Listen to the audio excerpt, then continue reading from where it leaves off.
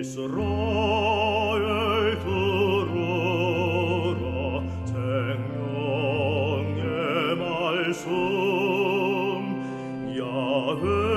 야훼님은 우리의 주님이시니. 참여 예수님 안녕하세요. 오늘 성경 맛들이기 코엘렛 1장 1절에서 4장 17절까지 천천히 읽겠습니다. 성부와 성자와 성령의 이름으로 아멘. 말씀은 바로 내 곁에 있고 내 입에 있고 내 마음에 있다. 주님, 성령의 빛으로 저희 눈을 여시어 주님의 길을 보게 하시고 저희 귀를 여시어 생명의 말씀을 듣게 하소서. 아멘. 성부와 성자와 성령의 이름으로 아멘.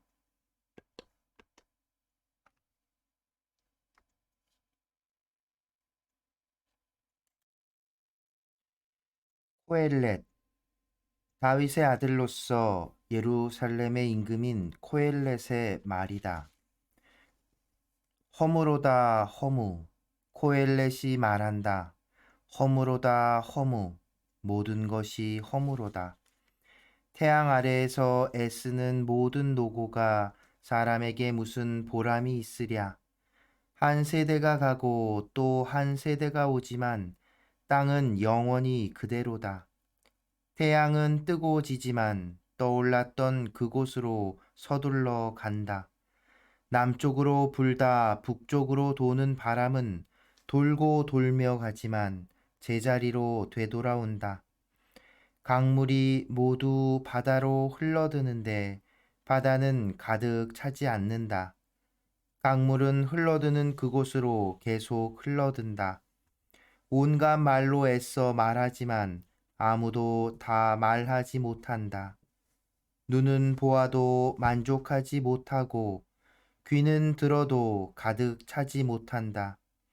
있던 것은 다시 있을 것이고 이루어진 것은 다시 이루어질 것이니 태양 아래 새로운 것이란 없다.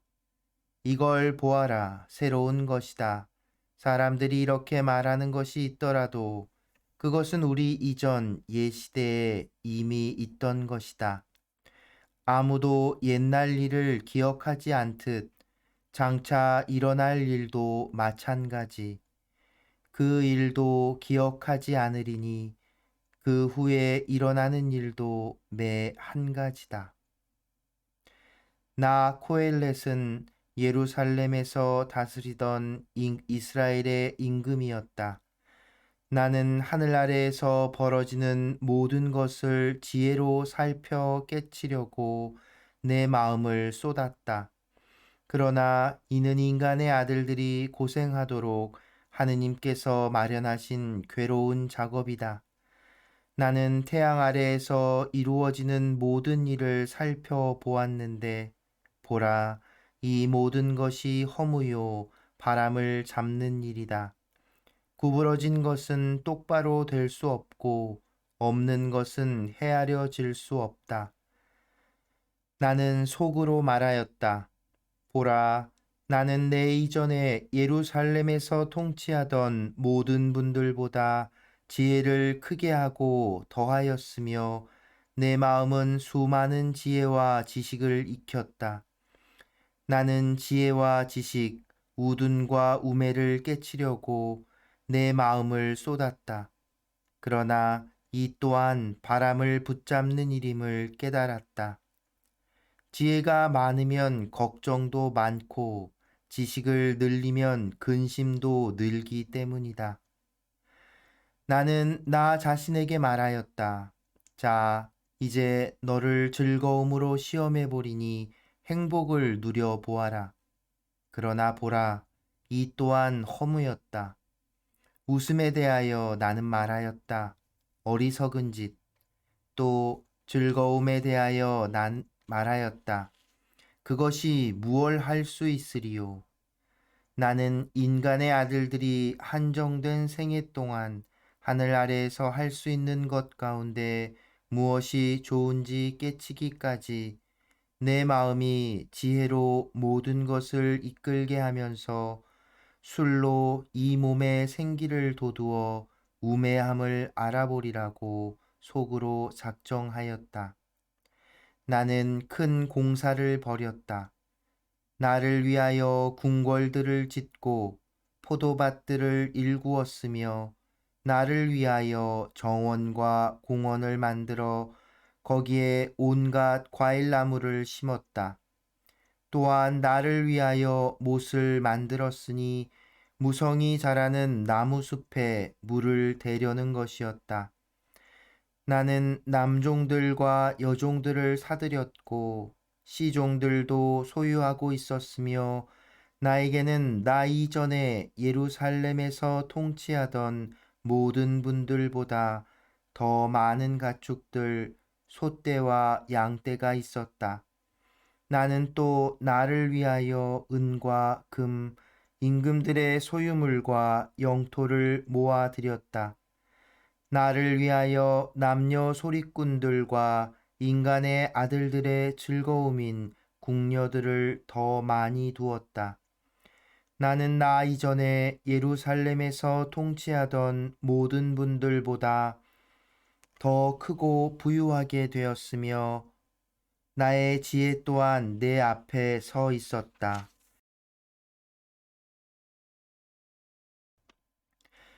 내 눈이 원하는 것은 무엇이든 나 뿌리치지 않았고 내 마음에게 어떠한 즐거움도 마다하지 않았다. 그렇다. 내 마음은 나의 모든 노고에서 즐거움을 얻었으니 그것이 나의 모든 노고에 대한 몫이었다. 그러고 나서 내 손이 이룬 그 모든 위업과 일하면서 애쓴 노고를 돌이켜 보았다. 그러나 보라, 이 모든 것이 바람을 잡는 일, 태양 아래에서는 아무 보람이 없다. 임금의 뒤를 잇는 인간이 무엇을 할 수 있으리요?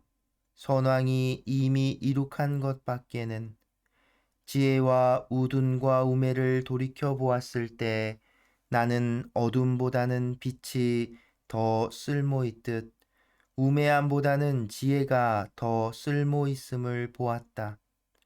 지혜로운 이의 눈은 제 앞을 보지만 어리석은 자는 어둠 속을 걷는다. 그러나 둘 다 같은 운명을 겪게 됨을 나는 또한 알았다. 그래서 나는 속으로 말하였다.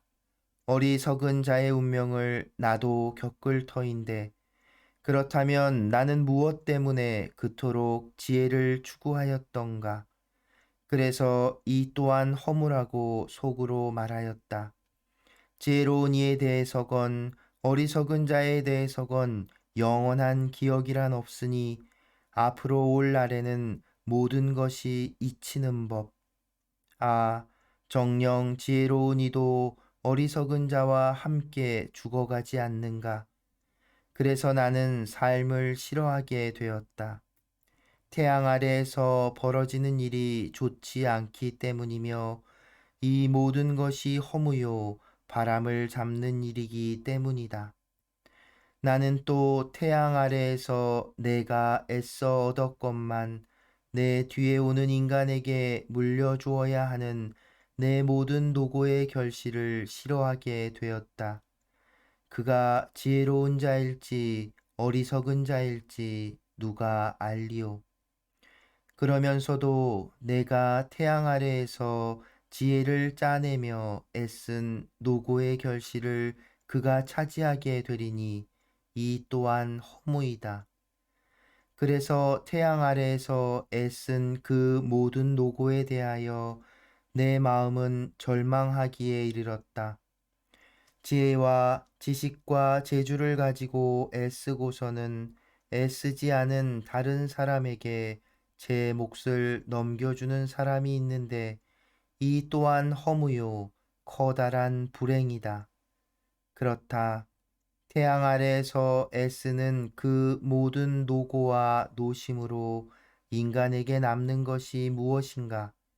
그의 나날은 근심이요 그의 일은 걱정이며 밤에도 그의 마음은 쉴 줄을 모르니 이 또한 허무이다. 자기의 노고로 먹고 마시며 스스로 행복을 느끼는 것보다 인간에게 더 좋은 것은 없다. 이 또한 하느님의 손에서 오는 것임을 나는 보았다. 그분을 떠나서 누가 먹을 수 있으며 누가 즐길 수 있으랴. 하느님께서는 당신 마음에 드는 인간에게 지혜와 지식과 즐거움을 내리시고 죄인에게는 모으고 쌓는 일을 주시어 결국 당신 마음에 드는 이에게 넘기도록 하신다. 이 또한 허무요 바람을 잡는 일이다. 모든 것에는 때가 있다. 하늘 아래 모든 것에는 시기가 있고 모든 일에는 때가 있다. 태어날 때가 있고 죽을 때가 있으며 심을 때가 있고 심긴 것을 뽑을 때가 있다. 죽일 때가 있고 고칠 때가 있으며 부술 때가 있고 지을 때가 있다. 울 때가 있고 웃을 때가 있으며 슬퍼할 때가 있고 기뻐 뛸 때가 있다. 돌을 던질 때가 있고 돌을 모을 때가 있으며 껴안을 때가 있고 떨어질 때가 있다. 찾을 때가 있고 잃을 때가 있으며 간직할 때가 있고 던져버릴 때가 있다. 찢을 때가 있고 꿰맬 때가 있으며 침묵할 때가 있고 말할 때가 있다. 사랑할 때가 있고 미워할 때가 있으며 전쟁의 때가 있고 평화의 때가 있다. 그러니 일하는 사람에게 그 애쓴 보람이 무엇이겠는가? 나는 인간의 아들들이 고생하도록 하느님께서 마련하신 일을 보았다. 그분께서는 모든 것을 제때에 아름답도록 만드셨다. 또한 그들 마음속에 시간의식도 심어주셨다. 그러나 하느님께서 시작에서 종말까지 하시는 일을 인간은 깨닫지 못한다. 인간에게는 살아있는 동안 즐기며 행복을 마련하는 것밖에는 좋은 것이 없음을 나는 알았다. 모든 인간이 자기의 온갖 노고로 먹고 마시며 행복을 누리는 것, 그것이 하느님의 선물이다. 나는 하느님께서 하시는 모든 일이 영원히 지속됨을 알았다. 거기에 더 보탤 것도 없고 거기에서 더 뺄 것도 없다. 하느님께서 그렇게 하시니 그분을 경외할 수밖에. 있는 것은 이미 있었고 있을 것도 이미 있었다. 그리고 하느님께서는 사라진 것을 찾아내신다. 정의와 응보. 나는 또 태양 아래에서 보았다. 공정의 자리에 불의가 있음을, 정의의 자리에 불의가 있음을. 나는 속으로 말하였다. 의인도 악인도 하느님께서는 심판하시니 모든 일과 모든 행동에 때가 있기 때문이다. 나는 인간의 아들들에 관하여 속으로 생각하였다. 하느님께서 그들을 시험하시어 그들 자신이 다만 짐승일 뿐임을 깨닫게 하신다고. 사실 인간의 아들들의 운명이나 짐승의 운명이나 매 한 가지다. 짐승이 죽는 것처럼 인간도 죽으며 모두 같은 목숨을 지녔다. 인간이 짐승보다 나을 것이 하나도 없으니 모든 것이 허무이기 때문이다. 모두 한 곳으로 가는 것, 모두 흙으로 이루어졌고 모두 흙으로 되돌아간다. 인간의 아들들의 목숨이 위로 올라가는지 짐승의 목숨이 땅 아래로 내려가는지 누가 알리요? 그래서 나는 사람이 자기 일에 즐거움을 느끼는 것밖에는 좋은 것이 없음을 깨달았다. 이것이 그의 몫이기 때문이다. 죽은 다음에 무엇이 일어나는지 보도록 누가 그를 이끌어 줄 수 있으리요. 억압받는 이들의 눈물. 나는 또 태양 아래에서 자행되는 모든 억압을 보았다. 보라, 억압받는 이들의 눈물을. 그러나 그들에게는 위로해 줄 사람이 없다. 그 억압자들의 손에서 폭력이 쏟아진다. 그러나 그들에게는 위로해 줄 사람이 없다. 그래서 나는 이미 오래전에 죽은 고인들이 아직 살아있는 사람들보다 더 행복하다고 말하였다. 그리고 이 둘보다 더 행복하기로는 아직 태어나지 않아 태양 아래에서 자행되는 악한 일을 보지 않으니라고 말하였다. 그리고 나는 모든 노고와 일의 성공이 서로 남을 시기한 결과일 뿐임을 깨달았다. 이 또한 허무요 바람을 잡는 일이다. 어리석은 자는 두 손을 놓고 놀다 제사를 뜯어먹는다. 평온으로 가득한 한 손이 노고와 바람 잡는 일로 가득한 두 손보다 낫다.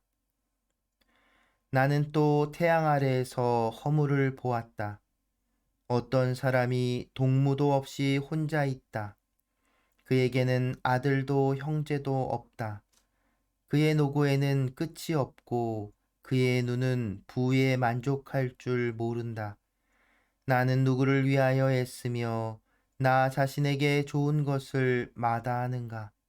이 또한 허무요 불행한 일이다. 혼자보다는 둘이 나으니 자신들의 노고에 대하여 좋은 보상을 받기 때문이다. 그들이 넘어지면 하나가 다른 하나를 일으켜 준다. 그러나 외톨이가 넘어지면 그에게는 불행, 그를 일으켜 줄 다른 사람이 없다. 또한 둘이 함께 누우면 따뜻해지지만 외톨이는 어떻게 따뜻해질 수 있으랴? 누가 하나를 공격하면 둘이서 그에게 맞설 수 있다. 세 겹으로 꼬인 줄은 쉽게 끊어지지 않는다. 가난하지만 지혜로운 젊은이가 더 이상 조언을 받아들일 줄 모르는 늙고 어리석은 임금보다 낫다. 젊은이가 설사 임금의 통치 때에 빈곤하게 태어났다 하더라도 감옥에서 나와 임금이 된다. 나는 태양 아래에서 돌아다니는 산이들이 모두 늙은 임금 대신 왕좌에 오르는 이 젊은 후계자와 함께함을 보았다. 누구든 선두에 선 이에게는 끝없이 많은 백성이 따르게 마련이다. 그러나 다음 세대 사람들은 그를 달갑게 여기지 않는다. 그러니 이 또한 허무요 바람을 붙잡는 일이다. 하느님의 집으로 갈 때 네 발걸음을 조심하여라. 말씀을 들으러 다가가는 것이 어리석은 자들이 재물을 바치는 것보다 낫다. 그들은 악을 저지르면서도 알지 못한다. 성부와 성자와 성령의 이름으로 아멘. 말씀은 내 발의 등불이요 나의 길의 빛이옵니다. 주님, 저희가 성경을 생명의 말씀으로 믿고 기도하며 살고 선포하게 하시어 언제나 성령 안에서 평화와 기쁨을 누리게 하소서. 아멘. 성부와 성자와 성령의 이름으로 아멘. 참 예수님, 안녕하세요. 네, 오늘부터는 코엘렛을 읽기 시작합니다. 여러분, 읽으면서 어떠셨습니까? 코엘렛은 구약 성경의 다른 모든 책들과는 정말 뭐랄까요? 그 다른 책이라는 생각이 들어요. 실제로 또 이 코엘렛이 쓰여진 게 구약 성경 전체 중에 가장 뒷 시대, 마지막 시대에 쓰여졌을 것으로 볼 수 있습니다. 우선 제목을 살펴보면 코엘렛 뭔 뜻인가 싶죠. 여러분 예전에 이제 뭐죠 우리 공동번역 성경 쓸 때는 이 코엘렛의 제목이 전도서였어요. 전도서. 뭔가를 말을 전하고 뭐 연설하고 뭐 이런 뜻이죠. 근데 근데 이 제목이 그 전도서라고 번역을 하게 된 그 유래가 있는데 그 이유가 뭐냐면 이 코엘렛이라는 이 히브리어 제목이 그 정확하게 뭐 그 뜻을 뭐 헤아릴 수는 없어요. 그런데 이제 그 동사 형태 카할, 카할, 카할이라는 히브리어 동사에서 파생된 것으로 이렇게 그 짐작이 되는데 이게 이제 소집하다, 모이다라는 뜻을 가지고 있습니다. 그런데 이제 이게 그리스 말로 번역된 걸 보면 봐도 그 그리스 말로는 이제 그 회중이라는 뜻 그런 걸 죄송합니다. 뜻으로 회중, 공동체, 어떤 공동체의 구성원 이런 것 뜻으로 번역이 됐단 말이죠. 근데 이것을 또 라틴 말로 번역하면서 예로니모 성인이 라틴 말로 번역하면서는 이제 이거를 라틴 말로 콘치오나토로 해서 이제 연사라고 해야 될까요? 말하는 사람이죠. 이제 강단에서 이제 뭐 그러니까 그 강연자이라고 생각하시면 될 것 같아요. 그 단어로 이제 번역을 하고 루터는 이것을 그래서 설교자라고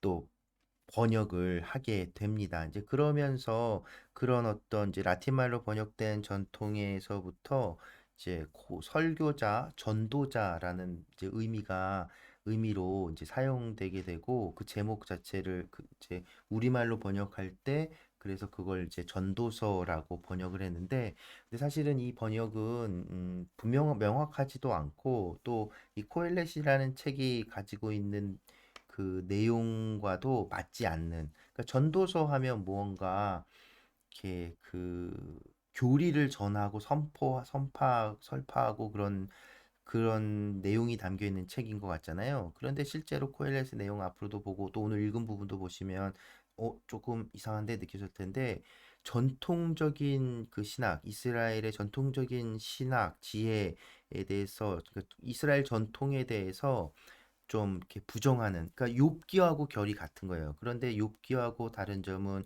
욥기는 분명하게 답을 못 해요.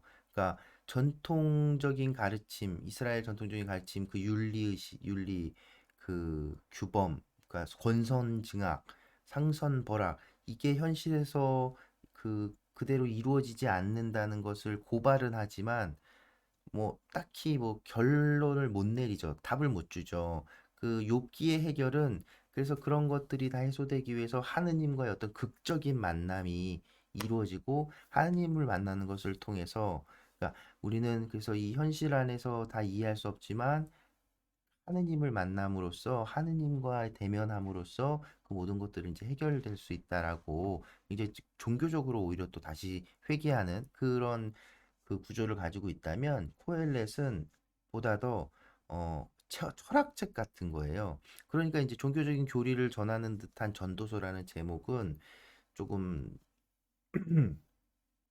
맞지가 않죠. 그래서 어, 이 책의 제목을 어떻게 할까 하다가 그냥 코엘렛이라는 그 히브리 말 그대로 하는 이제 그런 그러니까 그 추세가 생긴 겁니다. 그리고 이 코엘렛이라는 건 사람 이름처럼 쓰이는데요. 이제 코엘렛이 말한다 그러고 이렇게 1인칭 그래서 자기를 지칭하고 사람 이름처럼 들리는데 사실은 또 이렇게 연구를 해보면 누구의 이름이라기보다는 어떤 직책이었을 가능성이 보인다. 그러니까 어떤 회중이 모인 곳에서 실제로 어떤 설교를 하는 그 어떤 현인으로서의 선생님으로서의 어떤 직책 그런 어쨌든 회중이 모인 곳에서 어떤 역할을 맡은 사람을 지칭하는 어떤 그 호칭으로 여겨지는 이제 뭐죠? 단어입니다.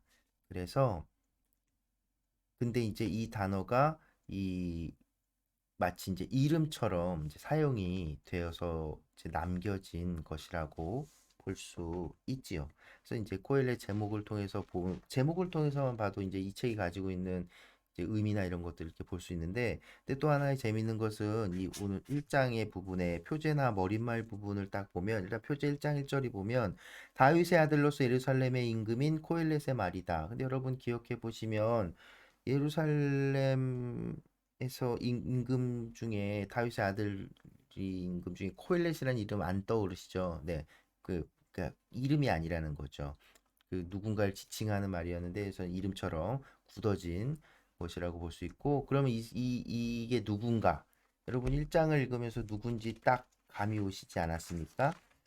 그러니까 유대인들은 이제 이 내용을 딱 보면은 이 코엘렛이 누구구나를 바로 알 수 있는 거죠. 누굴까요? 네, 솔로몬인 겁니다. 자문이 솔로몬이 쓰고 잠언이 솔로몬에게서 기인한 것처럼 코엘렛도 솔로몬에게 지혜의 어떤 그 뭐랄까 상징이니까요. 솔로몬이. 그래서 솔로몬의 어떤 권위에 이렇게 빗대어서 이렇게 된 것이지만 실제로 솔로몬이 쓴 것이라고 볼 수는 없습니다. 그 이유들은 이제 여러 가지가 있는데 간단하게 말씀드리면 일단 내용 자체가 굉장히 후대의 어떤 사상, 생각들을 담고 있다는 거죠. 이제 구약 성경하고 연결지으면 마카베오 그 혁명 그 사건이 있었던 그 이후 그때쯤 그 기원전 3세기경쯤에 어떤 위치되는 이 지필 시기가요. 지필 혹은 편집 시기가 되고, 그리고 이 뭘까요? 문체라고 해야 될까요? 어휘 이런 것들이 이제 우리 이제 번역된 걸로 보기 때문에 이런 것까지는 우리 구체적으로 볼 수 없지만, 이제 학자들이 이 원문을 이렇게 연구를 해보고 여러 가지 이 사본들을 이렇게 연구를 해보면 이게 이제 고대 히브리어보다는 더 후대 아람어라고 예수님도 썼을 것으로 추정되는 아람어의 단어들 형태들, 그리고 외국어에서 온 듯한 뭐 단어들 이런 게 많이 쓰였다는 거예요. 이제 그런 것들 여러 가지 이런 내용들 그 내용 면에서 그리고 문체나 어떤 여러 가지 면에서 어 솔로몬이 직접 이 글을 썼을 거라고 보진 않고, 그런데 다른 또 책들하고 달리 이거는 어떤 한 명의 분명한 어떤 저자 혹은 그 스승의 사후에 그 스승의 가르침을 제자가 받아 적은 형태 같은 그건 분명하게 할 수 없지만, 어쨌든 어떤 한 사람의 일관된 분명한 그 메시지와 그 가르침을 적은 짧은 책이라고 볼 수 있습니다.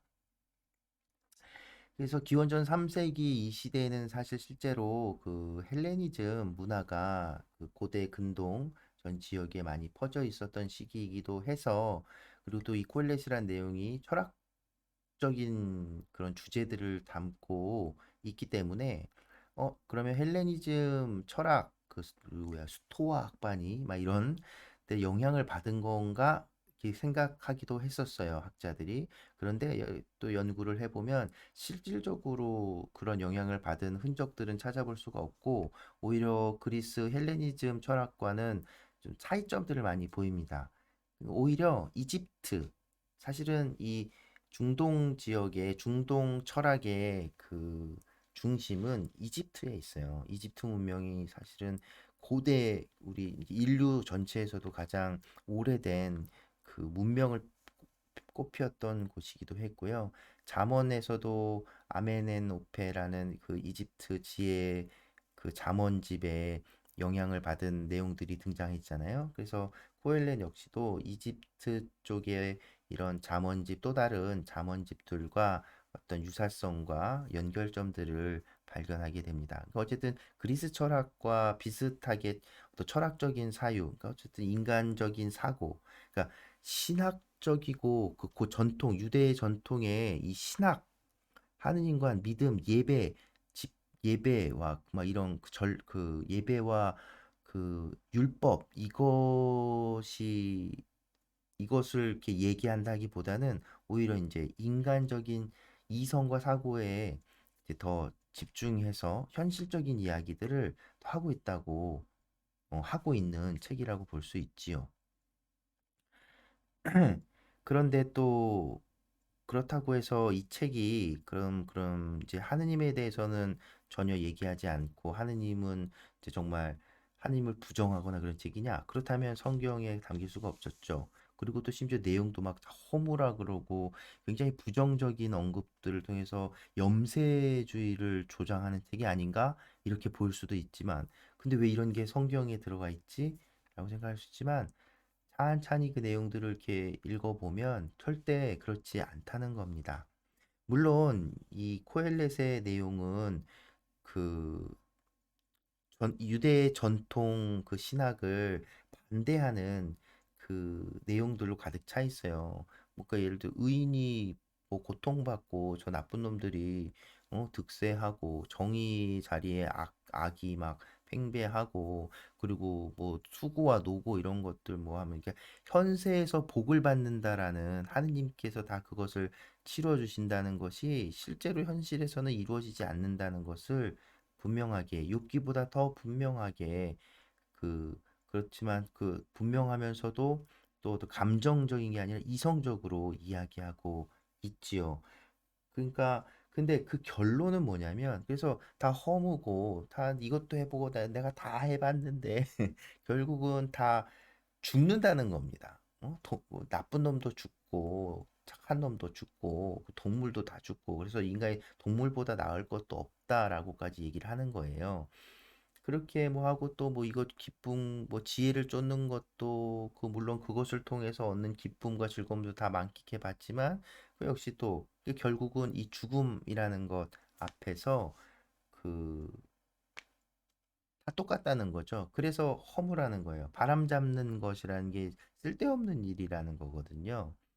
그러니까 그래서 이제 꼭 염세주의처럼 얘기 보여지고 또 이제 번역을 해서는 드러나진 않지만 실제 히브리어 사용해서 보면 하느님을 언급할 때도 야훼 그러니까 우리가 배운 그 신명 사문자 주님을 야훼라고 읽지 않고 이제 아도나이 주님이라고 읽게 되는 그 명칭 그러니까 그 단어를 쓰지 않고 그 우리말로 치면 그러니까 그러니까 하느님이라고 쓰지 않고 신이라고 표기하는 그런 모습들을 봤을 때 코엘렛이 가지고 있는 하느님에 관한 신관은 전통적인 야훼 신관을 라기보다는 그러니까 전통적인 야훼 신관은 뭐냐면 하느님과 인간이 이렇게 관계 맺고 하느님이 계속 끊임없이 개입하고 그래서 인격적인 신이라고 하죠. 인격적인 하느님관을 갖고 있는데 코엘렛은 그것과는 좀 거리가 있어요. 하느님은 좀 더 절대적인 존재인 거예요.